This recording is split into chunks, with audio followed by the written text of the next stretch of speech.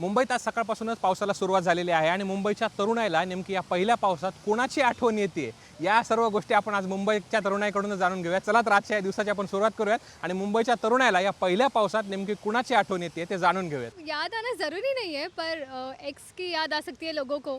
मेरे को चाय पकौड़ी की याद है। इसे मुझे याद तो आ रहा है, इसे जो रोशनी की याद आ रही है। अभी रोशनी मेरा गर्लफ्रेंड है। रोशनी को कहना चाहता हूँ कि अगर वो मेरे साथ होती तो हम दोनों ऐसे यहाँ तक ऐसे घूमते, पूरा दिन रात पूरा ही घूमते और ये जो सी बीच का पूरा मजा लेते. लहानपणी म्हणजे भाऊराव वगैरे खेळायचे पावसाळ्यात. त्याची त्याची आठवण येते. आता कोण खेळत नाही ना.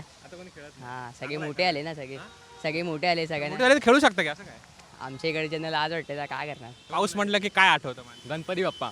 पाऊस पडतो ना, मग त्याच्याने समजतं गणपती येतोय म्हणून. आठवण मला लहानपणीची येते. जेव्हा हॉस्टेलला होते तेव्हा आम्हाला लहानपणी असे सोडायचे असे पावसामध्ये भिजायला.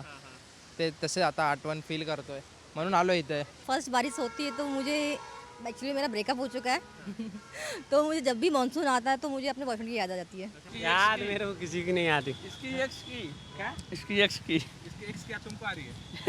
इसको आ रही, हमको क्या वो तो नहीं बोल रहा है भाई. इसका मन में जानता हूँ ना. नहीं, मेरा दोस्त है. बहुत सारी थी लेकिन मैं गरीबी में सब छोड़ दिया. बहुत सारी क्या थी? वो एक्स बोलते ना वो. एक्स बोलते हैं वो. बहुत सारी थी. अभी नहीं है. कहाँ चली गई? पता नहीं कहाँ गई, भाग गई सब. शाळेची शाळेची आठवण येते. काय आठवण असेल शाळेची? एखादी आठवण सांगशील का? पावसातून भिजत येताना जाताना छत्री उडायची, उलटी व्हायची. अजून मित्रमैत्रिणी एकत्र खिडकीतून पाऊस बघायचो आम्ही. आता एवढं म्हणजे फ्रेंड्स वगैरे तेवढे जसे शाळेत होते तसे नाही आहे, पण ती आठवण येते म्हणून आज पहिल्या पावसाच्यामुळे आपण इकडे आलो. आज चांगलं वाटतंय. ते मातीचा वास वगैरे आठवण येते खूप. आणि यावर्षी गावी जायला भेटलं नाही तर अजून जास्त आठवण येते. वाईफची आठवण येते ना मला. म्हणजे नाही बरं येते ना माझ्या वाईफची. हां नाही, एक्स तर नाही आहे. जी माझी गर्लफ्रेंड होती त्याच्याशीच लग्न केलं मी. हां. पाऊस पडल्यावर मला एक गोष्ट आठवते, ते आहे माझ्या शाळेचे दिवस. बस, कारण की टेन्शन नसायचं, काही प्रेशर नाही आहे फॅमिलीकडून. जा तुला जे करायचं ते कर. मस्त फुटबॉल घ्यायचं, खेळायचं, चिखलात लोळायचं, हे ते.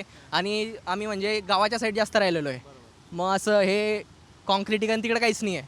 बरोबर, साधे घरं आपले मातीचे. मग त्याच्यात मस्त राहायचं, मित्रांच्या घरी जायचं, त्यांच्याही स्वयंपाक वगैरे करायची, तिथं खायचं मस्त पैकी, झोपायचं, चिल. असं काही हे नव्हतं. एन्जॉयमेंट होती. एन्जॉयमेंट होती प्युअर. आता काय टेन्शन? आता तसंच ते. आता कसे मोठे झाले आता, है ना, रिस्पॉन्सिबिलिटीज आहे, जॉब बघायची आहे, घरच्यांना सांभाळायचं आहे. मग माणूस जसा मोठा होतो मग तसं सगळं त्याचे जे आपण म्हणतो शौकपाणी आहे, बरोबर, ते सगळं हे होत जातं.